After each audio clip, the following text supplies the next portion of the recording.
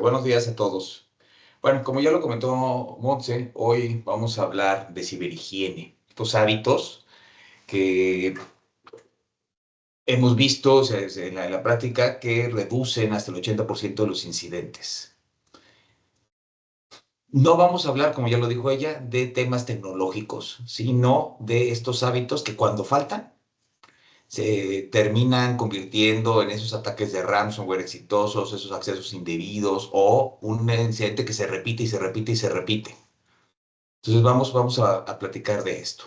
Dejen, comparto mi pantalla. ¿Ya se ve? Sí, correcto, Oscar. Gracias. Muy bien. Entonces, lo primero es que tenemos que acordarnos que la ciberseguridad o la seguridad de la información es un asunto de todos. A ver, y no es lo mismo. Seguridad de la información es un término más amplio, ciberseguridad es específicamente enfocado a esta parte digital. Pero es un asunto de todos. Y normalmente las organizaciones, sí, a lo mejor decimos en el discurso, sí, sí, es de todos, pero pensamos que es un tema de tecnología de información, aunque el área de TI o el área de seguridad, que seguramente está relacionada con TI, ellos son los que se tienen que encargar. Y sí, bueno, por supuesto, ellos se encargan de gran parte, nos ponen las bases, los elementos, las políticas, etcétera, pero todos deben de participar. Entonces, hoy vamos a revisar todo esto desde el punto de vista del CISO, ¿sí? ¿Qué es lo que el CISO tiene que hacer respecto a esto? ¿Cómo puede apoyar a su estrategia de seguridad y mantener la organización operando bajo las expectativas que se tienen con esto? Entonces, la ciberdelincuencia está más organizada que nunca. Vamos viendo algunos de los incidentes recientes, ¿no? Tenemos el SAT, sí, que lo hackearon, digo, no sabemos todavía por qué, pero recientemente salió que hubo una robots importante, luego a nivel global Nike, ahorita en este mes, una brecha de datos donde se exfiltraron más o menos más de 1 tera de información. En España, filtración de datos políticos también, de varias personas de alto nivel. También en España, también en enero, uno de una empresa que se llama Concel, que son administraciones públicas. Luego, aquí el hackeo de la UNAM, ¿no? Y otras dependencias federales. Y luego Under Armour en noviembre, y luego Cronos Leaks, la filtración masiva en diciembre de 2025 aquí en México, Iberia en noviembre también, etcétera, etcétera, etcétera. Y bueno, no olvidemos, aunque ese no necesariamente, bueno, creo que sí va a haber con uno de los hábitos, el caso de Telcel, ahorita recientemente, que será hace una semana, 10 días máximo, con este asunto del registro de celulares, ¿no? Entonces, al final, todo esto nos afecta, todo esto estamos expuestos de manera continua y no debemos olvidarlo, ni dejarlo pasar. De acuerdo a las estadísticas, el 95% de los ataques exitosos es causado por un error humano. Y hablo exitosos porque aquellas organizaciones que ya están midiendo, que tienen elementos de defensa y que tienen bitácoras y que tienen indicadores y que tienen métricas, pues se dan cuenta que reciben miles, decenas de miles, cientos de miles de intentos de ataque diariamente. Digo, ya depende del tamaño de la organización, pero los intentos de ataque están ahí continuamente. Digo, no tengo las estadísticas aquí a la mano, pero en alguna otra charla en la que estuvimos, se veía que en América Latina se reciben un montón de ataques por segundo, de intentos de ataque por segundo en las organizaciones, ¿no? Digo, una cantidad sorprendente, ¿sí? Entonces, ¿y esto es un error humano o es un mal hábito? Sí, porque cuando decimos que es error humano suena que es un accidente, pero en la práctica normalmente es un hábito conocido. O sea, ¿de cuántos de estos incidentes realmente fueron inesperados o era algo que estaba empezando a pasar? ¿Sí? Y la mayoría de los ciberataques empiezan por esas decisiones o hábitos que se toman a pesar de las herramientas, no porque falten las herramientas. ¿Sí? Las herramientas nos protegen de muchas cosas. Yo me acuerdo, digo, y algunos de ustedes tal vez se acuerden, a los que les haya tocado, que cuando empezaron los USBs, las memorias, los thumb drives, era un contagiadero de virus por todos lados, ¿no? Y entonces empezaba la cultura de la gente a cuidarse, ay, no, no voy a conectar esto porque me contagio y oye, y a preguntar. Y sí se redujo, se creó un hábito. Después, las herramientas anti-malware evolucionaron tanto que nos dejamos de preocupar por eso.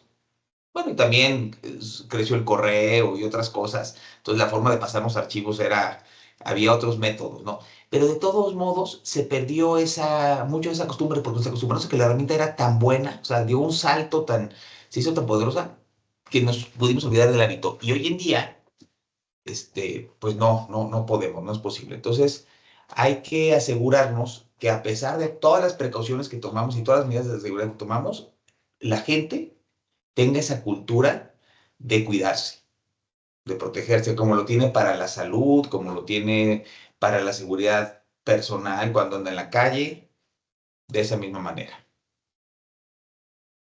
¿Por qué? Porque además el riesgo digital es real, los impactos pueden tener una gran arista de formas de manifestarse en el mundo real, desde ser operativos y interrumpir las operaciones, la producción, las entregas, algo, ¿no?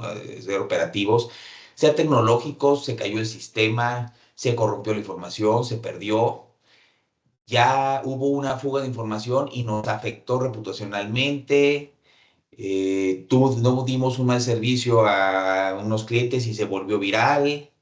Sí, puede ser estratégicos, pueden terminarse esas interrupciones operativas o esos problemas reputacionales pueden terminar afectando nuestra participación en el mercado, financieros, temas legales y regulatorios, incumplimos el contrato con alguien, incumplimos con alguna regulación y vamos a hacernos acreedores a alguna multa. Entonces, finalmente, el impacto del negocio puede ser muy significativo desde el punto de vista del negocio porque nos puede afectar los ingresos y la rentabilidad. Oye, como dejamos de operar, recibimos menos ingresos. Hay veces que nuestra naturaleza de negocio nos permite recuperar los ingresos en el tiempo. O sea, no lo recibí hoy, pero más o menos lo recupero en los próximos días. Pero hay otras veces que no. Hay otras veces que tiene unos sobrecostos como con los temas legales y esos temas de penalizaciones. Y si en ciertos tipos de negocios donde los márgenes son más bajos y lo importante es el volumen, pues la rentabilidad puede verse afectada. Lo que les hablaba de la participación de clientes, de mercado, retenciones y el valor de la marca. Entonces, pues es muy importante cuidar todo esto.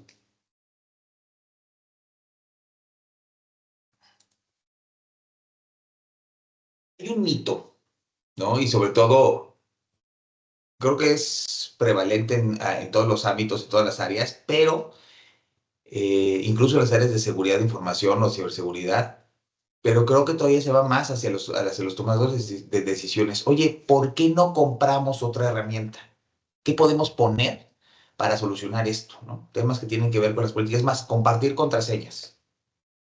Yo, claro, hoy en día podemos hablar del MFA, la autenticación multifactor, y digo, y esto se reduce un poco, pero hay muchas otras cosas en las que no basta poner más seguridad, ¿no? Entonces, ojalá, ¿y por qué la inversión? Oye, es que aparentemente pago más, pero me olvido del problema, ¿sí? Entonces, tenemos algún usuario como ¿no? Cuando ya pensamos que cerramos todas las brechas de seguridad y un empleado dice, ay, mira, esto se ve muy interesante, se ve divertido, ¡pum!, ¿no? Y hace clic en uno de esos famosos ataques de phishing. En el mejor de los casos le roban sus datos, ¿no? En el mejor de los casos se trata de una estafa donde él va a pagar algo y va a perder su propio dinero, digo, y no es porque sea bueno, pero desde el punto de vista de negocio, el impacto es muy contenido. En otros casos se convierte en la ventana de entrada para llegar al resto de nuestra organización, para brincarse todas esas herramientas tecnológicas que ya tenemos instauradas. Entonces, más tecnología sin hábitos es pues, más complejidad y tal vez el mismo nivel de exposición. Entonces, por eso vamos a trabajar en ese 80-20 de ciberhigiene, ese 20% de los hábitos que tienen el 80% del impacto para reducir la superficie de ataque, crear esa línea base dura que nos garantiza protección independientemente de las características de seguridad que hayamos puesto de manera tecnológica en nuestras plataformas. ¿Sí? Esta es la base dura que no depende de si actualizamos la versión o no la actualizamos, que hay que hacerlo, que no depende de si pusimos el firewall 1, el firewall 2, digo, todo eso hay que hacerlo. A ver, una cosa no quita la otra, simplemente estos son los hábitos que si los adecuamos a la forma en que operamos, a la forma en que asignamos permisos, a la forma en que gestionamos los accesos, etcétera, etcétera, y a lo que como actuamos como usuarios, vamos a tener una gran ventaja, ¿no? Una fortaleza ya segura. Entonces vamos a hablar, por eso, de estos 7 hábitos altamente efectivos para reducir el riesgo de ciberseguridad, ¿no? De sufrir un ciberataque exitoso por parte pues, de los atacantes, quien sea que son. Muy bien, por favor, conforme surja alguna pregunta, algún comentario, vayan poniéndolo ahí en las preguntas o en el chat y Monse me va a ayudar a leerlos para que los podamos contestar en un momento. Vamos con el primer hábito. La gestión de identidad y acceso. Oye, pero esto es un tema tecnológico. Bueno, claro, nada más que cómo lo gestionamos es un hábito, ¿no? La identidad es nuestro nuevo perímetro. Ya desde hace mucho tiempo, ya dejamos, o sea, más ahora después del COVID, que estuvimos todo el mundo fuera, trabajando desde fuera, incluso desde antes ya era mucho que los accesos remotos, ¿no? Poder trabajar desde cualquier lugar. Entonces, ¿qué pasa con esa seguridad que teníamos en las instalaciones de la oficina, de la fábrica, las instalaciones del negocio, ¿no? Donde están los firewalls, donde están los sistemas, el Wi-Fi seguro, donde está todo eso. Bueno, ¿cuál es nuestra nueva forma de controlar eso? La gestión de identidades y acceso. Entonces, la identidad se convierte en un activo crítico. Tenemos que fomentar ese hábito, tenemos que dos, ¿no? Como administradores, tenemos que fomentar el hábito de asegurarnos que los accesos son basados en rol, que se sigue el ciclo de vida completo de la gestión de esa identidad, desde la solicitud de alta, que es parte del enrolamiento, el registro, la creación, la asignación de la primera contraseña, si es necesario los cambios de contraseña cuando procedan, etcétera, etcétera, y su caducidad. ¿Sí? ¿Cuándo se termina? Entonces, todo esto tenemos que gestionarlo en el ciclo de vida, pero también tenemos que acostumbrar a los usuarios a que estén acostumbrados a que esto existe. Y aquí vamos a ver que algunas métricas clave son, oye, ¿qué porcentaje de las cuentas tienen autenticación multifactorial? Si, digo, por curiosidad, si ahorita mientras en lo que yo sigo platicando me pueden poner aquí en el chat, así rápidamente, un estimado, ¿no? ¿Qué porcentaje de las cuentas que se manejan en su organización tienen autenticación multifactor? Nada más pongan un porcentaje. No hace falta que pongan nada más. Bueno, entonces, ¿qué porcentaje de las cuentas tienen autenticación multifactor? ¿Sí? ¿Qué porcentaje de las cuentas privilegiadas? ¿Cuántas cuentas son privilegiadas? Las tenemos identificadas. Y cuántas cuentas están huérfanas, es decir, no tienen dueño, no sabemos exactamente quién es el usuario, quién las usa o quién las autorizó. ¿No? Oye, es que tenemos cuentas de proveedores. Bueno, ¿y quién autorizó estas cuentas? ¿Para qué se autorizaron? ¿Deberían seguir vigentes? Entonces, tener todo esto identificado nos va a ayudar a cerrarle la puerta o reducir el impacto que un ciberataque puede tener. Y realmente la mayoría de los ataques ingresan con credenciales de alguna manera, con un acceso que le estamos dando una puerta trasera, no es con magia. Bueno, aquí les voy sugiriendo por cada hábito algunas métricas clave. No, pues no son las únicas, y a lo mejor en su organización a ustedes se les ocurre un ajuste específico para manejarlas, pero son métricas base que podemos utilizar para esta línea base que comentamos.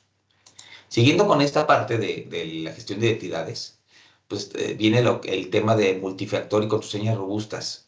La realidad es que ya deberíamos tener multifactor en todo. Oye, no es cómodo. Estoy de acuerdo. No siempre es cómodo, ¿no? No es lo más cómodo, pero sí es mucho más seguro. Y podemos entrar en discusión que si los métodos de enviar el código de acceso es el más seguro que me lo manden al celular, si es, no es, como mensaje de texto. Mm, ok, no es para el día de hoy ese punto, pero es mucho más seguro el que dependa de una respuesta, ¿no? De algo que tú sabes o que tú tienes, ¿no? Desde el segundo factor, más allá de la contraseña. Entonces ya puse mi contraseña y ahora te voy a mandar un token, un código, un OTP, que es ese código de One Time Password.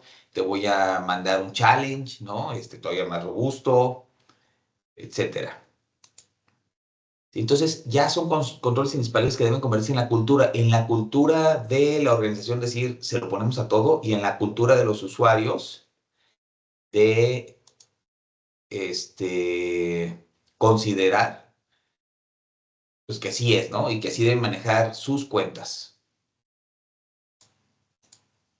Y aquí las métricas clave es también, digo, complementándolo, recuerden que estamos todavía viendo el hábito de gestión de identidades, es qué número de accesos de terceros no tienen expiración, cuál es el tiempo de baja de accesos, de los accesos que ya no están activos, porcentaje de cuentas inactivas con más de 30, 60 días, ¿sí? Entonces,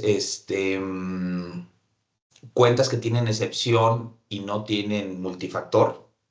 Entonces, de repente tenemos sectores regulados, por ejemplo, en el sector financiero, donde hay requisitos muy altos para la parte de sistemas.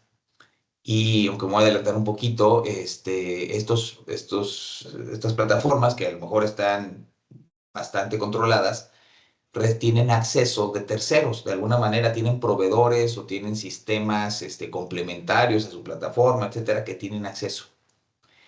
Y resulta que allá de ese otro lado, los proveedores no tienen este tipo de mecanismos de autenticación multifactor y ahí viene un riesgo, ¿no?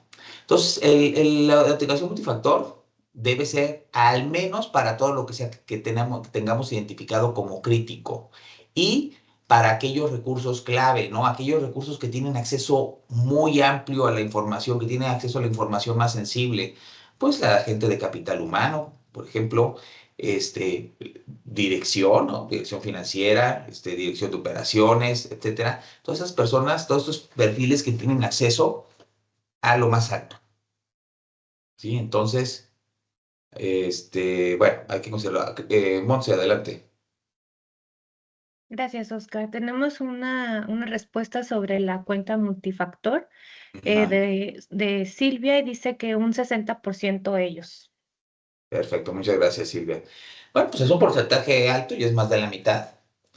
Este, pero pues la tendencia va hacia allá. El otro día estábamos viendo un par de cuentas de clientes que tienen más de 50,000 usuarios cada uno. Y, y como resultado de sus auditorías estaba la recomendación de incrementar el tema de multifactor, donde ya tenían prácticamente el 90% de las cuentas de usuario con autenticación multifactor, pero solo como un 30% de cuentas de servicio o de terceros con este tipo de autenticación, ¿no? Entonces, digo, es un indicador, se va reduciendo, a lo mejor en conjunto tendrían un 75-80%, pero vemos ahí un lag, ¿no? En donde se empiezan de repente a quedar. Y a lo mejor ahí en las cuentas de servicio, es decir, las que dan acceso de un sistema a otro, tenemos algún tema de complicación. Tal vez el multifactor que podemos poner no es exactamente el mismo, no es el challenge, pero hay otro tipo de verificaciones que podríamos poner, un hash, una encripción, Sí, a ver, estaba, sí, adelante. Ok. Adriana nos pregunta, ¿qué recomendaciones tendrían para aplicar a personal operativo que tienen una cuenta corporativa, pero no cuentan con dispositivos móviles o de cómputo empresariales y deben utilizar sus celulares personales para consultar su cuenta? Gracias. Híjole, sí. Aquí hay una disyuntiva importante.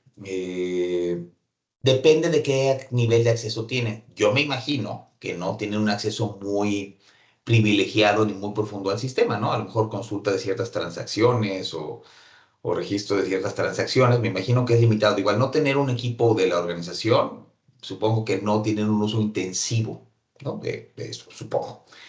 Entonces, pues para empezar, tener un proceso de enrolamiento robusto en donde se asegura uno que le está dando la contraseña a la persona correcta, tener una política de contraseñas robustas, ¿sí? O sea, más de 10 caracteres con números, caracteres especiales, mayúsculas, minúsculas, o sea, que tenga que tener de todo eso.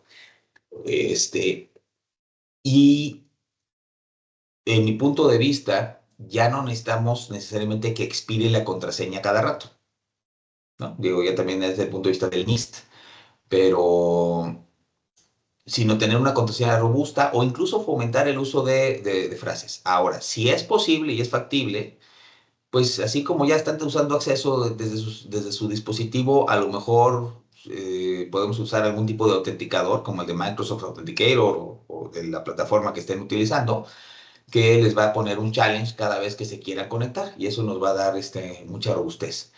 Eh, si lo que tienen acceso es al correo, por ejemplo, en el caso de nosotros, en los equipos, bueno, creo que no se ve, ahí está el equipo móvil, eh, para acceder al Outlook, por ejemplo, si nosotros usamos Microsoft, yo no puedo acceder en el dispositivo móvil al Outlook si no pongo mi autenticación biométrica. O sea, es decir, ya estoy adentro del teléfono.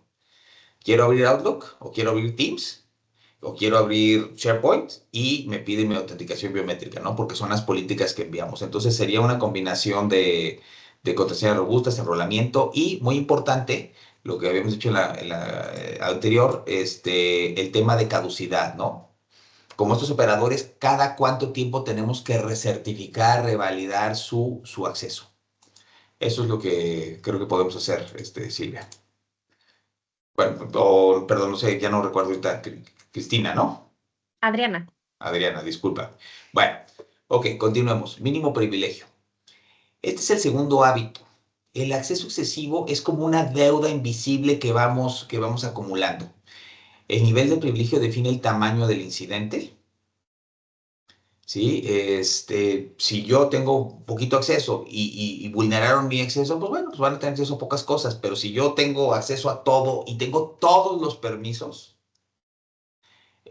pues el impacto que puede tener algo que se haga a través de mi cuenta va a ser mucho mayor. O incluso si yo decido por cualquier motivo realizar acciones dolosas o decido robarme información o lo que sea, este, pues el impacto va a ser diferente. Entonces, el hábito del mínimo privilegio y este hábito que nos ayuda a limitar el impacto es importante y es difícil culturalmente a veces de implementarlo. Desde el lado operativo de TI, no queremos necesariamente dar los mismos accesos porque a veces eso nos provoca problemas. Tenemos que hacer más ajuste fino en que las cosas funcionen. De repente, si tienes todos los permisos, lo que tú tienes que hacer funciona perfecto. Si te voy limitando los permisos, de repente hay algunas actividades específicas que empiezan a bloquearse o a costar trabajo y hay que hacer un ajuste fino. Entonces, aquí el hábito es de los dos lados, ¿no? De los quienes administran la plataforma tecnológica, por un lado, pero del otro lado, también los usuarios, sobre todo los usuarios de alto perfil, digamos, equipo gerencial, directivo, oye, ¿y por qué no me vas a dar acceso completo? Si yo soy aquí el que toma las decisiones, yo tengo acceso a todo, ¿sí? Debo de tener acceso a todo. Pues no, debe tener acceso a todo lo que su rol requiere para las acciones que realiza, para las decisiones que toma. Pero aún teniendo acceso a todo, vamos a suponer que sí tiene acceso a toda la parte financiera porque es el director de finanzas, el CFO, tiene acceso a todo lo financiero, pero en consulta. No por tener acceso a todo, tiene acceso para modificar las cosas. Esto nos afecta, el que tuviera acceso a todo, nos afecta el tema de trazabilidad de información, el tema de integridad de información. Hoy, el día de mañana, sin querer, modificó algo que nos afectó en precios, nos afectó ya se generó un error en el cálculo de nuestros reportes financieros, etcétera, ¿no? O ya dependerá de la plataforma, las plataformas y sistemas que estén usando. Pero bueno, el que tenga acceso a todo, un grupo de información, no quiere decir que tenga acceso a todos los grupos de información. El que tenga acceso a todo este grupo de información no quiere decir que tenga acceso a todos los permisos dentro de este mismo grupo de información. Entonces, aquí empezamos con también contabilizar los accesos privilegiados, ¿no? Por ejemplo, estas cuentas de administrador. ¿Cuántas cuentas de administrador activas tengo? ¿Qué porcentaje de los usuarios en general tienen privilegios elevados? ¿Sí?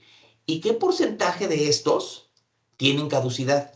Otra vez, regresamos a lo mismo la vez pasada. Oye, debe de tener caducidad. O sea, esos accesos tan robustos, tan poderosos, deben de tener una caducidad y no es porque no se los volvamos a dar, es para que haya la oportunidad de hacer un cierre y una revalidación o una recertificación. Entonces, este hábito viene para las dos partes, ¿no? Para los administradores de tecnología y para los usuarios. Y en realidad todos los accesos deberían ser temporales, justificados y revisados. Oye, todo el personal pasa por un proceso de que al año, por decir algo, aunque si no estamos hablando de usuarios administradores, sino en general, pasa como por un reenrolamiento, una recertificación de su enrolamiento y a lo mejor hacemos algunas validaciones y hacemos algún ajuste, ¿no? Entonces, todo acceso debería ser temporal, justificado. Oye, pues es un colaborador y este es su rol y sigue activo. Ah, bueno, entonces lo recertificamos. Es un proveedor y su contrato sigue activo y sus niveles de acceso son estos, ¿no? Y para eso hay que revisar que los niveles de lo que debe tener y lo que tiene son lo mismo. Sucede mucho que cuando la gente cambia de posición, se trae sus accesos más los que les agregamos, ¿no? Y se empiezan a acumular los accesos. Por otro lado, pasa también que por algún motivo le dimos teóricamente de manera temporal un acceso elevado para hacer algo, para un proyecto, para una función, para una prueba, y se queda. ¿Sí? Entonces, todo esto debe ser temporal, justificado y revisado. En las métricas claves, pues saber qué porcentaje de accesos temporales versus permanentes tenemos, cuál es la frecuencia con la que hacemos estas validaciones o recertificaciones, qué porcentaje de excepciones tenemos vigentes. Oye, es que todas las cuentas tienen una expiración de un año, ¿no? Todas las cuentas de colaboradores, excepto, ¿y qué porcentaje de esas cuentas tienen excepciones? Todas las cuentas de administrador tienen una recertificación cada 6 meses, excepto, ¿no? Entonces, tener eso controlado, o sea, no quiere decir que no lo podamos hacer, nada más hay que controlarlo, ¿no? Muy bien. Este es muy importante, el control de terceros, ¿no? La gestión de esos proveedores clave, no me refiero a quien nos vendió la papelería, a quien nos vende los toners, ni siquiera necesariamente a quien nos provee el equipo de cómputo, digo, suponiendo que internamente lo configuremos y todo.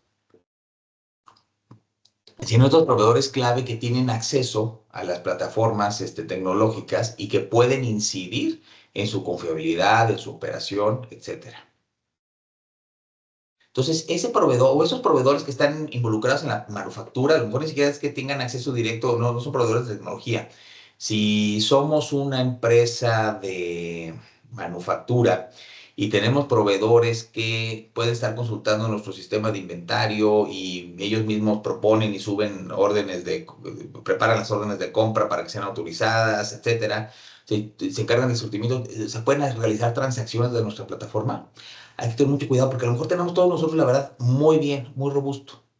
Si no tenemos el hábito y la práctica de cuidar cómo estos terceros que se acercan a nosotros, se conectan con nosotros, están trabajando. Por ahí puede estar el foco el punto de entrada, ¿no? El punto de quiebre. ¿Qué porcentaje de nuestros proveedores tienen acceso? ¿Qué porcentaje de estos accesos están clasificados, fueron parte del análisis de riesgos? ¿Sí? ¿Cuántas rutas de acceso remoto están activas? Insisto, son ideas. Ya en nuestra propia operación tenemos que ajustar estas métricas a lo que más nos dé una luz. Pero entonces tenemos que hacer el hábito de cuidar y limitar el acceso de estos terceros, de estos proveedores.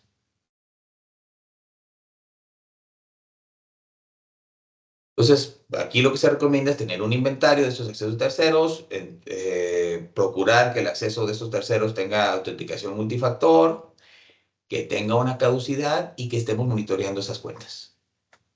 Estas 4 actividades, ese sería el hábito. Bueno, incluiría desde el enrolamiento, ¿no? Serían 5. Serían el hábito que desde el área de seguridad, de tecnología, de seguridad, de esos procesos, deberíamos de tener para todos los accesos de terceros. Entonces, aquí pues, podemos ver el porcentaje de terceros con MFA, el porcentaje de accesos con expiración, el porcentaje de accesos que se dieron por just in time, ¿no? O estos bomberazos, el firefighting, ¿sí? Que se dieron temporales, se dio un acceso elevado de manera temporal. Oye, es que tenemos el proveedor del RP, tenemos el proveedor del CRM, tenemos el proveedor de... Ok, está bien, ¿sí? Pero que si debería haber una forma de decir, oye, ¿cuándo le dimos un acceso de alto nivel pues, para que hiciera modificaciones? ¿Y cuándo se cerró? Y hubo un registro. Y obviamente esto ligado a una autorización o a un proceso que nos permite hacer esa autorización sin tener que consultarlo. Oye, tenemos un ticket abierto, ya está definido en las políticas que le damos acceso durante 24 horas, o 8 horas, o 7 horas, digo, todo depende, ¿no? De la criticidad, ¿no? Y entonces, ¿cuál es nuestro tiempo promedio de revocación? ¿Sí? ¿Y qué porcentaje de estos accesos fueron revocados, ¿no? Todos esos accesos especiales. Nuestro porcentaje de revocación, de recertificación. ¿Sí? Si un acceso no expira, estamos abandonando esa cuenta, ¿no? Estamos dejando ahí a que es como que si dejamos la comida perecedera guardada en la alacena, nada más la pusimos a un lado, la quitamos no sé, de la barra de la cocina y la metimos en una alacena porque había un evento y ahí la dejamos, y ahí se quedó, la abandonamos, ¿no? Nos va a generar problemas eventualmente. ¿Qué porcentaje? A ver, no sé, o levante la mano o dígame, ¿quiénes realizan análisis de riesgo de proveedores clave? O sea, para el tema de sistemas de información de manera regular, no sé. Deje la mano levantada un momento, con no sé, más del 50% de los que... bueno, ¿quién lo hace? Punto, ¿no? Hay 2, bueno, o los de... Hay como 3, ok. Son porcentualmente podríamos decir que poco, digo, supongo que algunos no están levantando la mano, no quieren decir sí o no, está bien, pero digo, muchas gracias a los que levantaron la mano, gracias. Pues sí, aparentemente muy pocos, ¿no? Entonces, y me ha tocado ver también, nos ha tocado ver con diferentes organizaciones, incluso organizaciones muy maduras, con áreas muy grandes, áreas de ciberseguridad dedicadas y separadas de la operación, o sea, a ver, ciberseguridad o más bien el área, el CISO y su oficina ponen políticas, dan seguimiento al programa de seguridad de la información, ¿no? En las áreas de TI, con sus diferentes segmentaciones por funcionalidades de bases de datos, ERP, bla, bla, bla, eh, pues van ejecutando. Y de repente en el proceso de compras para ciertos temas clave, pues ya de cajón ya tienen establecido un scorecard que le piden al proveedor que llene, ¿no? Oye, ¿qué políticas tienes? ¿Qué tienes de esto? ¿Qué tienes del otro? Es un filtro inicial, es un buen, es válido como un filtro inicial, ¿no? Que el proveedor solo se evidencie, ¿no? Que sí tiene y que no tiene. Digo, estamos poniendo que nos responde con veracidad. El problema es que muchas veces eso es un requisito en el proceso de compras y nadie revisa realmente o no hay una manera de confirmar si se revisó el resultado de ese score, de esa autoevaluación o no. Muchas veces solo se cumplió con el requisito, sí la recibimos, ¿no? Lo abrimos y se ve que está lleno, listo, gracias. Sí, pero no validamos y no tomamos medidas, no es que, ahora que lo contratamos, detectamos que tenía tal calificación. Digo, hay otras organizaciones que nos ha tocado ver con nuestros clientes que, bueno, sí, muy robusto y un seguimiento muy puntual y no permiten que se conecte. A ver, el nivel de seguimiento que le vamos a dar va a depender de la criticidad y del impacto que pueda tener en nuestra operación.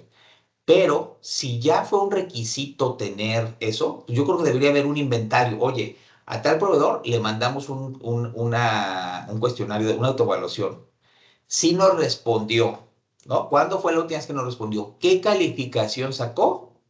Y por lo menos unos comentarios clave, ¿no? Oye, tener cuidado en el acceso de terceros, o obligarlo a MFA, proyecto de 3 meses, poner caducidad de 90 días, ¿no? Pues no sé, o sea, algunas como recomendaciones para que cuando se creen sus accesos, todo esto haya tenido sentido y todo esto siga.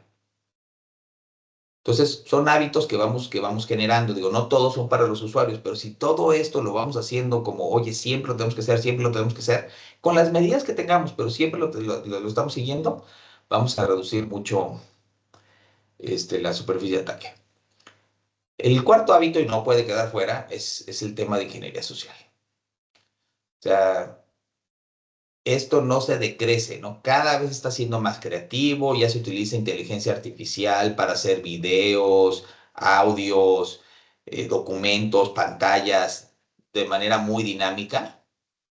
Sí, es más, ahorita, recientemente con el registro famoso de las líneas, ¿no? De los datos para las líneas, pues había quien estaba a partir de fotos que se tomaron de las redes sociales con la inteligencia artificial creando como un videíto para engañar de que si era, no sé, creo que estaban tomando a Noroña, ¿no? Que si era Noroña que estaba registrando la línea. Entonces, digo, ese es un engaño, ¿no? Pero digo, a ese nivel llega la sofisticación de la ingeniería social. Entonces, ahora cuando le solicitan a los usuarios algo o nos solicitan a nosotros algo, pues puede ser muy significativo. Entonces, no ganan por técnica, ganan por presión, urgencia y autoridad. O sea, al final esto es lo de siempre, presión, urgencia y autoridad, ¿no? Simular cualquiera de estas tres cosas. Entonces, ¿qué necesitamos medir? La cultura real que tiene la gente al respecto. No, no nos basta tener el curso anual, hay que tenerlo. O sea, ese es uno de los elementos con los que estamos tratando de generar la cultura, o reforzarla. Pero no basta eso. O sea, ¿cómo estamos avanzando de un momento a otro? ¿Sí? A ver, ¿cuál es nuestra tasa de clic? ¿Cuál es la tasa y los tiempos promedios de reporte? Cuando hacemos una simulación o con un incidente, ¿cuánto tiempo pasa en que lo reporte? ¿Sí? ¿Qué tendencia tenemos, ¿no? Desde las tasas de clic, los tiempos de reporte y qué tanta reincidencia hay, sobre todo las mismas personas. ¿Qué estamos haciendo? Oye, ya identificamos que hay unas personas que siempre caen. Bueno, ¿y qué estamos haciendo? Sí, además de decirles, oye, cayeron otra vez, ajá. ¿Y qué estamos haciendo al respecto? ¿Qué acciones remediales estamos tomando? Porque si nada más seguimos haciendo lo mismo, no, no, ni estamos fomentando la cultura, ni nada. E insisto, la verdad es que cada vez son más convincentes o está muy profesionalizado todo esto y es difícil incluso a veces para uno distinguir estos engaños, estos fraudes, etcétera, ¿no? Así como hay fraudes para que vayamos a depositar en alguna tarjeta en el Oxxo, en el súper, en la farmacia, donde sea, al que nos llamó y nos está amenazando, digo, que pasa y sigue teniendo éxito, también puede haber este tipo de presiones para obtener acceso.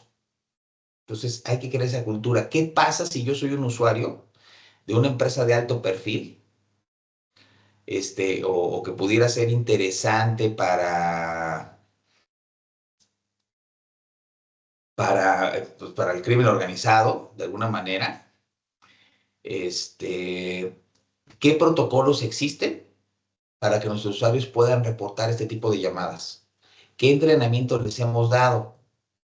Precisamente para que cuelguen, verifiquen y reporten. ¿Sí?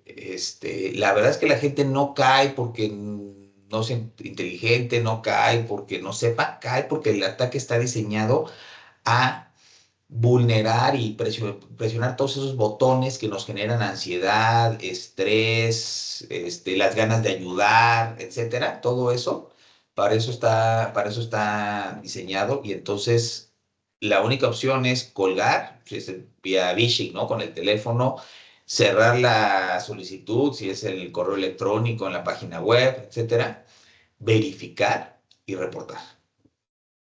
Oye, recibimos un correo que se ve súper genuino y nos dice que entregamos clic para dar seguimiento a un reporte. ¿Sabes qué? Nos tenemos que generar la cultura de que no hay que hacer eso, sí hay que ponerle atención, pero hay que entrar directamente por los canales, los medios oficiales a la plataforma y tratar de dar seguimiento al incidente. Si no lo encontramos, pues escalar, hacer las llamadas, ver. Si no lo encontramos, a lo mejor no es cierto, ¿no? Entonces, ¿qué estamos haciendo para generar esta cultura y tener esas métricas, pues para ver que esto realmente, oye, qué porcentaje de reportes dentro de X tiempo, 5 minutos, 10 minutos, 30 minutos, una hora? ¿Qué porcentaje de empleados conocen el canal para reportar? ¿Y cuántos falsos positivos tenemos? No se vale que todo se reporte, digo, a ver, es preferible que se reporte todo a que no se reporte nada, pero también no es en automático, ay, voló la mosca, lo reporto, ¿no? Me llegó un correo de algo que me complica la vida, lo reporto, ¿no? O sea, ¿qué número de falsos positivos aceptables tenemos? Sí, oye, no era spam, pero podía haber sido, ¿no? No era phishing, pero podía haber sido. Entonces, si vamos midiendo esto y traemos la tendencia, podemos, podemos llegar a medir ese incremento de cultura. El hábito 5, muy importante, los respaldos. El respaldo que no se prueba es como si no existe. Seguramente ustedes lo han visto, de repente se supone que había un respaldo de algo y el día que sí lo necesitan, porque hubo un ataque de ransomware, porque se dañó un equipo, por lo que sea, no funcionó. No funcionó. ¿Sí? Entonces, respaldo que no se verifica, hagan de cuenta que no existe. Entonces, lo primero que yo sugeriría es asegurarnos que el 100% de los sistemas críticos están respaldados, ¿no? Primera cosa. De ver qué porcentaje de nuestros respaldos están aislados o son inmutables. Estos inmutables son los que no pueden ser modificados. Entonces, si llega el ransomware, no los puede mover. O sea, hay algunos dispositivos que son solo de escritura, ¿no? Entonces, no, son inmutables, ¿sí? Y haber hecho pruebas de restauración para ver si nuestro punto objetivo de recuperación, nuestro tiempo objetivo de recuperación, cómo se comporta ese objetivo que tenemos contra la realidad.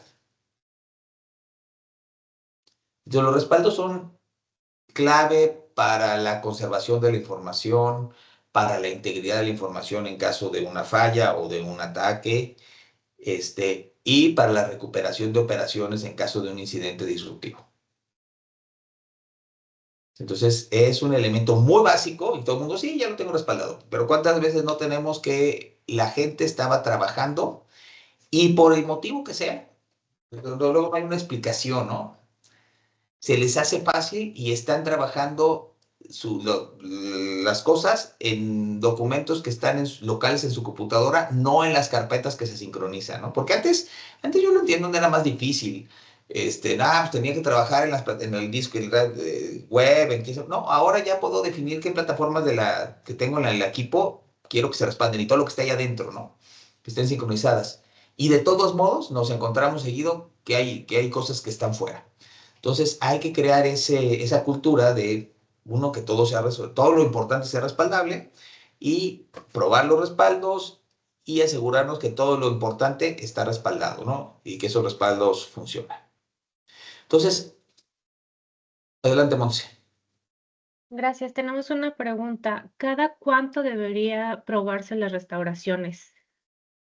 Va a depender de la criticidad y de tus tiempos objetivos de recuperación. Digo, tus puntos objetivos de recuperación. A ver, seguramente la gran mayoría, a lo mejor todos ya lo saben, pero no voy a dejar de mencionar esto. El tiempo objetivo de recuperación es mi RTO, es en cuánto tiempo quiero yo tener nuevamente funcionando una plataforma, un sistema. Y el RPO es cuánta información estoy dispuesto a perder, a retrabajar. Si estoy en un banco, en el sector financiero, no puedo perder ni una transacción completada. ¿Sí? Si yo estoy en punto de hacer un traspaso, pero no se completó la información, es más, yo ya le puse send y ya está como que validándome, hasta que no se puso el check y la base de datos me contestó, no se hizo realmente, ¿no? Entonces, a ese nivel financiero no puedo perder ninguna de las transacciones ya completadas, ¿no? Bueno, se vuelve un tema muy complicado porque no pierdo una, puedo perder miles que se están haciendo de manera simultánea. Entonces ahí tengo temas de alta disponibilidad, respaldos en línea, duplicados en línea, etcétera. Entonces, pero puedo tener otras cosas que no es deseable, pero a lo mejor una semana, si perdiera una semana, puedo recuperarme rápidamente y no me afecta de manera importante la operación. Entonces, eso va a ver qué tan seguido tengo que hacer los respaldos, la frecuencia de mis respaldos. La prueba de los respaldos, pues va a ir en proporción a esto, ¿no? Pues sobre todo al principio, tengo que probar los respaldos más seguido. Híjole, a lo mejor cada semana. A lo mejor ya después, cuando tengo puras pruebas exitosas de recuperación, pues ya lo puedo extender ya una vez al mes. No todos los respaldos, puedo hacerlo como una especie de auditoría, puedo hacer un ciclo, hacer un programa rotatorio que me va diciendo, a ver, ahorita estos, y luego pruebo estos, y luego pruebo estos, y a lo mejor cada semana estoy probando algún tipo de respaldo, y no, y una vez digo, dependiendo de la magnitud, cada 6 meses, mínimo una vez al año, pues hago una restauración grande, ¿no? Una restauración completa de algo grande, ¿no? También va a venir relacionado con mis pruebas de continuidad de negocio, por ejemplo, de recuperación de desastres. Entonces, yo te diría, pues para algún sistema crítico, un promedio así podría ser una vez al mes. Pero digo, necesitamos ver la frecuencia, el RPO, etcétera, como para determinar de forma adecuada cuánto es. Y podemos hacer diferentes niveles de prueba. ¿Por qué? Porque una restauración real al mes, digo, aquí había una mención de esa del mes que les decía, vale más que 100 políticas en PDF. Yo puedo tener todas las políticas de que sí se hagan las pruebas. Más hoy en día ya casi todos lados, casi todas las políticas no solo dicen que se hagan respaldos, sino que se hagan pruebas de los respaldos. Y lo que pasa generalmente es que se hace, mira, sí está el respaldo, sí está el archivo. Y eso se tomó como bueno, ¿no? Como que ya está validado, ¿no? El día que no lo tenemos es cuando hay un problema. Entonces, vale más una restauración real al mes que todas las políticas que podamos tener. Entonces, algunas métricas clave que podríamos tener es cuántas restauraciones reales tenemos por mes qué porcentaje de esas restauraciones son exitosas y medir tiempos reales de recuperación. Entonces, digo, un buen número es una vez al mes, pero va a depender de lo que les decía, ¿no? Del RPO y la frecuencia de nuestras restauraciones. Digo, de nuestros respaldos.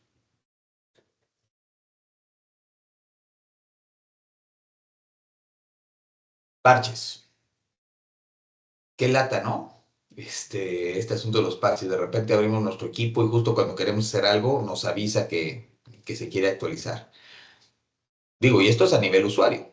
A nivel servidores y todo esto, ahí sí es un tema mucho más delicado porque sí puede haber la posibilidad de que la aplicación de un parche este, interfiera con la operación, ¿no? Con el funcionamiento adecuado de los sistemas. Entonces, pues tiene que haber este hábito de parches en todos los niveles.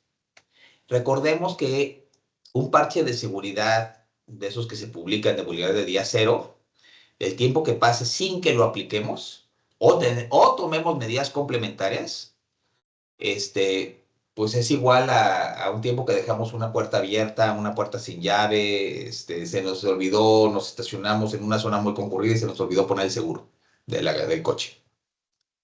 ¿Sí? Es una ventana de oportunidad. Hay, bueno, una serie de historias de terror sobre este asunto de los parches. Digo, no es nuevo, pero para mí es como muy significativo. El caso se me fue ahorita el nombre, pero es uno de los burós de crédito de Estados Unidos, ya tiene algunos años, pero resulta que estas personas, pues obviamente, en Estados Unidos hay, no me acuerdo si 2 o 3 burós de crédito, y obviamente, pues como buró de crédito tienes acceso a muchísima información, este, que recibes pues, muchísima información de las personas, entonces esa información es muy delicada porque puede haber robo de identidad. Entonces, reciben un aviso de la Organización de Seguridad de Estados Unidos, oigan, hay este tema, ¿no? Parches críticos, ¿no? Y entonces, eso le llega a gente del departamento, ve, lo tengo, se supone que lo aplica. Por protocolo tiene que aplicar, se supone que lo aplica, pero nunca lo prueban o nunca confirman si se cerró la vulnerabilidad. Y al rato, a los meses, resulta que hubo un robo de datos tremendo, se fue hasta declaraciones en el Congreso de Estados Unidos, citaron a los directivos de la empresa, los corrieron, etcétera. Entonces, por ahí se les metieron e hicieron un ataque de meses que muy importante. Pero bueno, entonces, primero, ¿cuál es el tiempo en que vamos a parchar? ¿Qué porcentaje de activos críticos no están cumpliéndose con ese política que nosotros instauramos, ese acuerdo a nivel de servicio sobre el parcheo? ¿Cuál es la edad promedio de los parches críticos? ¿Y qué tan expuestos estamos al top 10 de vulnerabilidades, ¿no? Podrían ser de WASP o de cualquiera de las cosas que estemos siguiendo, digo, de acuerdo a la plataforma que tengamos. Entonces, ¿cómo estamos de expuestos y cómo estamos en el tema de parches? Muchas veces nuestra superficie de ataque crece más con el tiempo que con el volumen. Entonces, nuestra prioridad ejecutiva de remediación tiene que ser a las exposiciones críticas y tener nuestro acuerdo de nivel de servicio de remediación enfocado en severidad. Entonces, ¿qué nivel de cumplimiento tenemos de SLA por criticidad? Y el porcentaje de vulnerabilidades críticas abiertas por más de X días. Obviamente, como decían los servidores, en las plataformas centrales, pues no nada más puedo poner el parche y ya, tengo que pasar por pruebas. ¿Sí? No me vaya a hacer que deje de funcionar otra cosa, que sí sucede. Entonces, bueno, este es un tema muy, muy importante que sí tenemos que considerar. Y el séptimo hábito es mantener una visibilidad mínima constante. ¿Sí? O sea, no necesitamos ver todo, pero sí necesitamos ver lo crítico. Si no tenemos señales mínimas, ciertas alertas, ciertas notificaciones, telemetría, el incidente va creciendo en silencio. Y ya cuando nos damos cuenta, pues es que ya es algo muy importante, ¿no? Cuando se vuelve visible. Entonces, insisto, no todo es crítico. ¿Qué cobertura tenemos de bitácoras en activos críticos, ¿no? ¿Qué porcentaje de fuentes de todo esto está enviado al CIEM central? ¿Sí? ¿Cuál es nuestro tiempo máximo tolerable de baja, ¿no? Entonces, bueno, esto es lo mínimo que tenemos que ver y necesitamos, bueno, ahorita les voy a comentar algunas alertas clave, pero no necesito más alertas, sino necesitamos responsables de tomar acción. Entonces, desde nuestro punto de vista, las alertas clave son en temas, el tema de identidad, el tema de privilegios, el tema de la gestión de los endpoints, ¿sí? Los respaldos y el acceso de terceros. Estos son los 5 temas básicos o más críticos que consideramos que hay que estar monitoreando. Por ejemplo, ¿sí? ¿Qué porcentaje de alertas tienen dueño? Si surge una alerta de esta, ¿quién va a actuar? ¿Qué tiempo de atención tiene definido? ¿Sí? Y después medir cuántas alertas críticas se quedan sin respuesta, porque sí pasa. Entonces, nadie la vio, nadie lo oyó, no estaba asignado a nadie. Hemos visto mucho esto. Eso no estaba asignado realmente a nadie. Sí tenemos el log, sí, a lo mejor no tenemos la alerta, pero pues no estaba asignado a nadie. Entonces, a lo mejor lo reciben 2 o 3 personas. A lo mejor sí está en la alerta, lo reciben 2 o 3 personas, pero todo el mundo considera que no es suyo. Piensa que es de alguien más. Y entonces, una disculpa, perdón. Voy a no molestar, pero denme un segundo, perdón.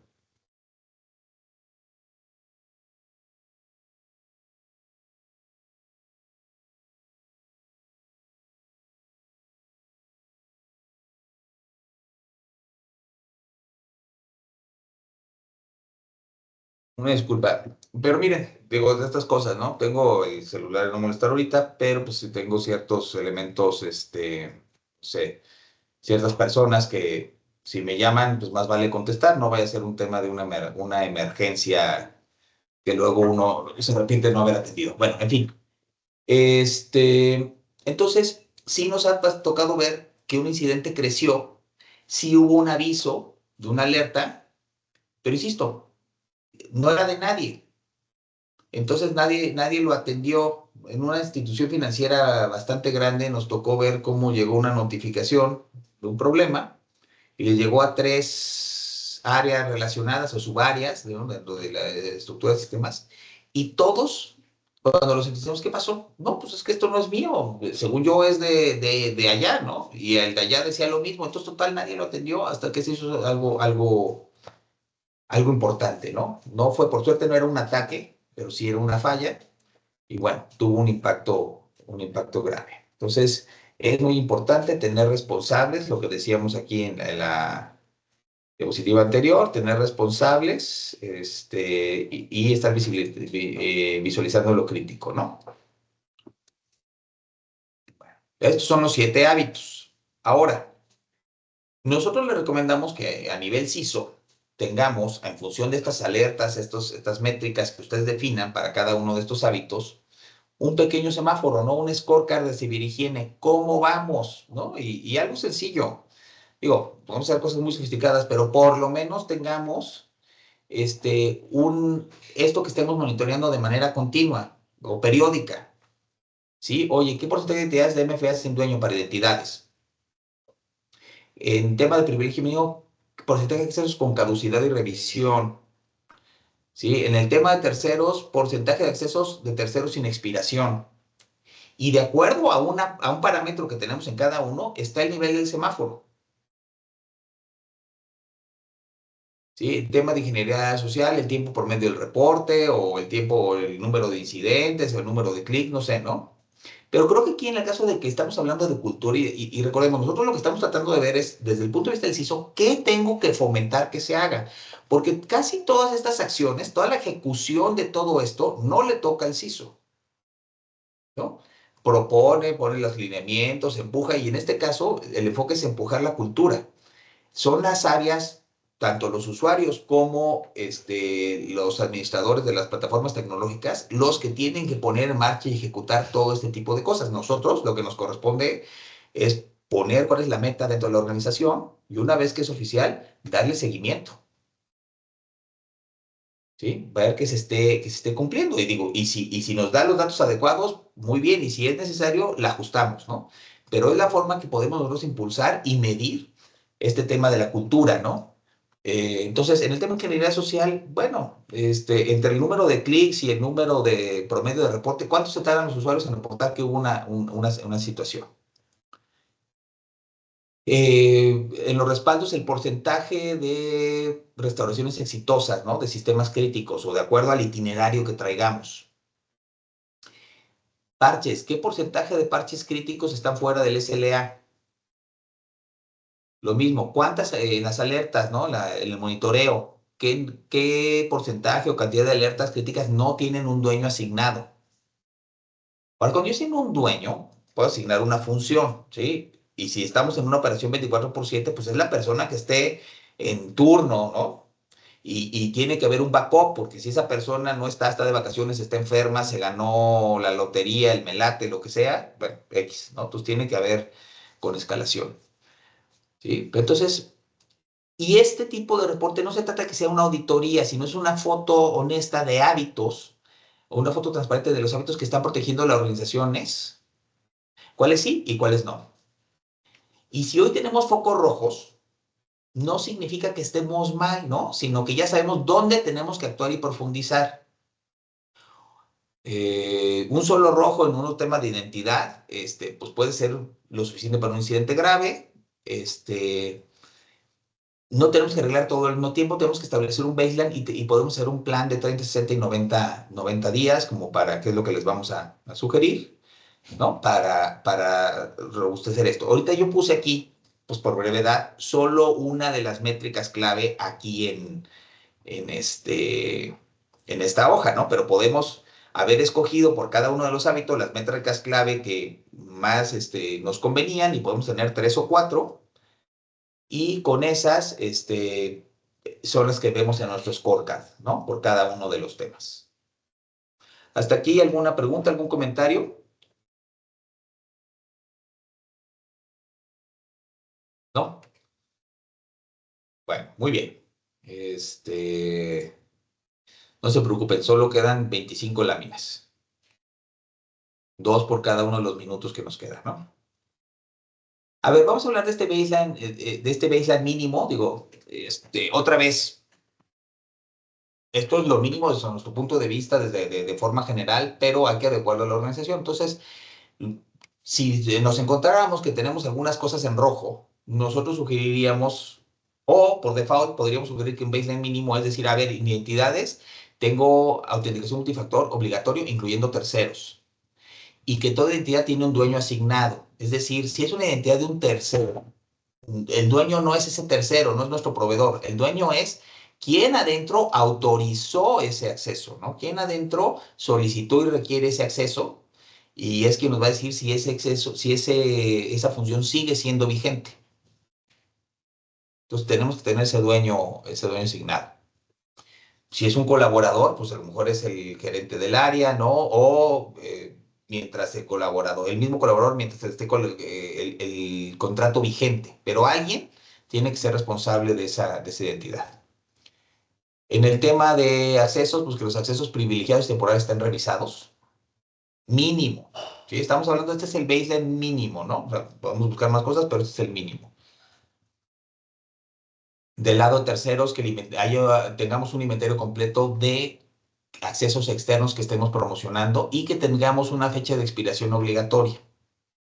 ¿Cuántas veces nos encontramos que le dimos acceso a unas carpetas o, peor aún, a un sistema, a un tercero y hace un año que se acabó el proyecto y ahí sigue, ¿no? En las personas,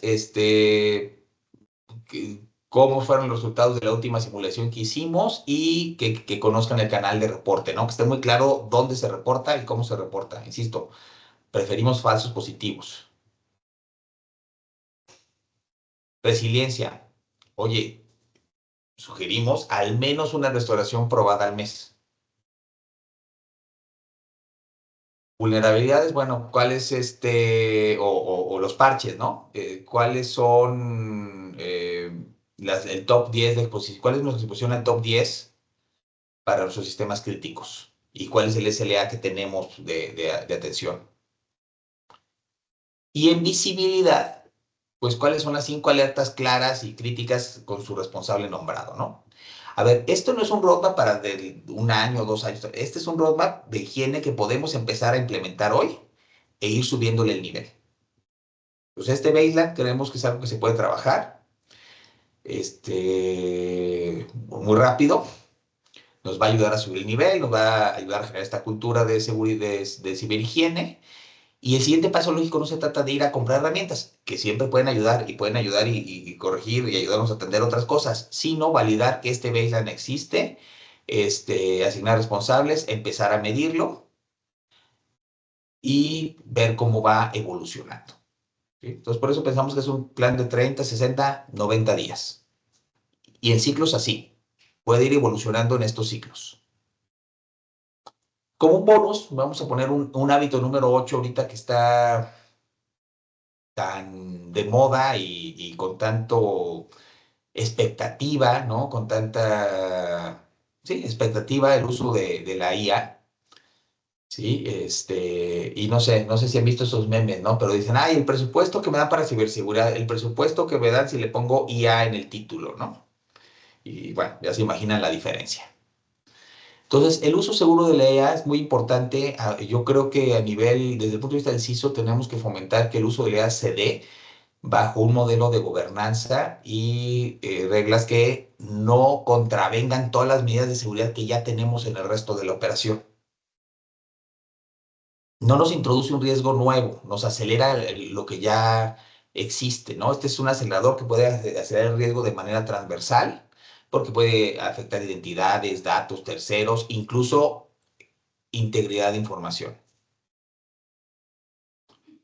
Entonces, la inteligencia artificial ya está en la empresa, ¿sí? ¿Cuánto de esto es Shadow IA, ¿no? Ese Shadow IA es el que fueron usando sin estar autorizados y que muchos usuarios están usando cuentas personales para meter datos de la empresa para procesarlos. ¿Hay una política al respecto? En teoría sí, ¿no? Porque en teoría tenemos una política de que no se debe usar ningún sistema para la operación que no esté autorizado y provisionado por el área de tecnología. Podría ser, ¿no? Entonces, si esa política existe, pero ya como que lo estamos viendo diferente y el usuario además dice, oye, es que ahorita nada más copio tantito y me pongo la respuesta y adelanto muchísimo, me facilito la vida, estoy dando mejores resultados. Y a lo mejor hasta los jefes no están descontentos porque les están dando mejores resultados, pero no estamos continuando, no estamos necesariamente manteniendo las reglas de seguridad. ¿Qué pasa?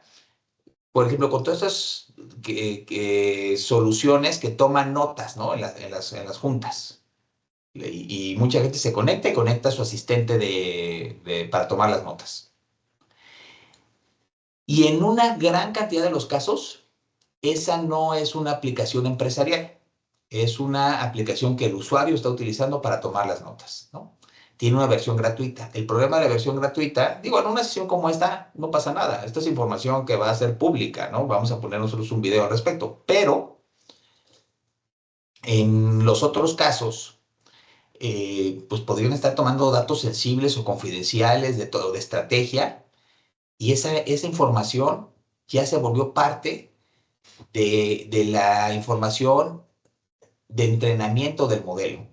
Si estamos operando en ciertas legislaciones, podemos estar contraviniendo regulaciones muy específicas de protección de datos personales o temas contractuales. Entonces, es importante controlarlo. ¿Sí? Métricas, el porcentaje de herramientas de IA identificadas, los usuarios, el porcentaje de usuarios utilizando IA sin lineamientos. Ahorita en una primera parte sería exploratorio, ¿no? Y qué datos sensibles están siendo expuestos en la IA. Entonces serían de las partes, ¿no? Como para empezar a controlar esto. Obviamente establecer una estrategia, una política de IA, las medidas de seguridad respecto al uso seguro de IA, etcétera. Entonces, pues esta es una tecnología nueva, entre comillas, digo, ya tiene un tiempo, pero va creciendo, está muy en moda ahorita. Y lo que buscamos con esta ciberhigiene son hábitos que nos permitan estar preparados y tener una defensa alta a cualquier nueva tecnología. Ahora, ¿qué hacemos con esta información? ¿No? Ya vimos todo esto, sí nos pareció bien, algunas cosas ya las tenemos, otras no, a lo mejor no las tenemos estructuradas, a lo mejor no le estamos dando un seguimiento como tal, pero ¿qué hacemos? Bueno, no hay que hacerlo todo, ¿no? Sino es cómo vamos reduciendo y mejorando sus hábitos para no tolerar estas prácticas que luego nos generan incidentes. ¿Sí? Que no sea que mañana el ciberincidente que se materializó sea porque no atendimos alguna de estas cosas, ¿no? Entonces, el scorecard, si hacemos el ejercicio de definirlo y empezar a medirlo, nos muestra en dónde estamos expuestos hoy. El baseline nos va a definir dónde debo corregir primero, ¿no? ¿Qué es lo que debo atender? ¿A qué nivel debo llegar primero? ¿Sí? Y poner periodos de tiempo, irlo midiendo cada 30 días. La prioridad no es la tecnología, sino una disciplina operativa, no nada más de los usuarios. Cuando hablamos de cultura, no nada más de los usuarios, también es la cultura, operación, gestión de las plataformas tecnológicas. Porque pues aquí lo que buscamos es decidir o aceptar, o sea, es como los riesgos se aceptan o se mitigan, ¿sí? Entonces, pues eso es lo que podemos hacer con esta información. Y el siguiente paso lógico es validar nuestro baseline mínimo de ciberhigiene, plantearlo al comité, al consejo, ¿no? Oigan, estamos haciendo esto, vamos así, esta es la forma que vamos mejorando. Asignar dueños de hábitos, quién le va a dar seguimiento a cada cosa o quiénes participan en cada uno de estos hábitos, ¿no? Con su operación, con su actividad. Y empezar a medir y gobernar esto en ciclos, como les decía, de 30 a 60 días. ¿Sí? Entonces, si algo se llevan hoy, que sea que los incidentes no se reducen nada más con más controles, sino también con hábitos bien gobernados y que si queremos avanzar, pues es validar, el siguiente paso sería validar su baseline contra su realidad. Entonces, si hasta aquí hay alguna pregunta, algún comentario.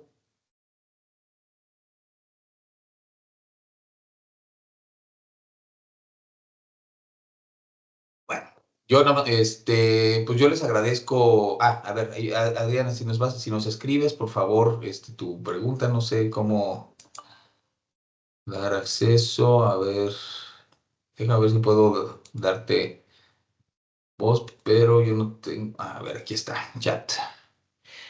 Ah, no, Adriana quería comentar algo, pero luego ya bajo la mano.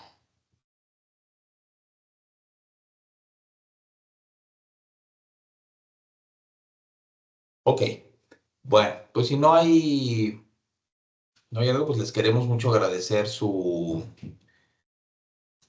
tiempo, ¿no? Y su participación. Este, con todo gusto podemos apoyarlos en el análisis, en la definición de este baseline o robusteciendo sus programas. Digo, con todo gusto me pueden escribir y platicamos, ¿no? A mí me encanta platicar sobre todos estos temas. Entonces me mandan un correo, yo les contesto con todo gusto. Este, Sí, bueno, les vamos mandando más información sobre los siguientes masterclass que vamos a ir teniendo. Si mal no recuerdo, el que sigue va a hablar sobre las no conformidades más típicas que hay en los sistemas de gestión de seguridad de información, es decir, relacionadas con ISO 27000 o alineados con ISO 27001 y cómo evitarlas, ¿no? Lo va a dar el líder de nuestro equipo de auditoría. Bueno, pues no sé si hay algo más. Era un like, Adriana, muchas gracias. ¿Sí? Entonces, insisto, esto, como Adriana me lo comenta aquí, parece lógico. Sí, es lógico, es sencillo, no es complejo y a veces pensamos que por no ser complejo no tiene tanto impacto. el equipo directivo de un cliente de nuestro nos comentaba no hace mucho que le parecía como incomprensible cómo habían podido poner herramientas muy complejas, análisis de código dinámico, estático, herramientas SIEM, etcétera, etcétera, en un tiempo y eso funcionaba muy bien. Y lo que les estaba fallando, lo que les estaba costando más trabajo, era el seguimiento del día a día de medir, de registrar, la generación de registros, cosas que ya habíamos visto, ¿no? O sea, de esas cosas de orden que son administrativas. Y creo que pasa porque precisamente pensamos que lo difícil es la parte técnica o tecnológica y nos olvidamos de que la gestión y el seguimiento, este, ese aseguramiento es lo que nos va a ayudar a asegurar que estamos haciendo todas las acciones que habíamos definido y las estamos haciendo de la forma correcta y, más aún, que nos están dando el resultado que estábamos esperando. Bueno, pues yo les agradecemos muchísimo su tiempo, gracias por su participación. Estamos en contacto.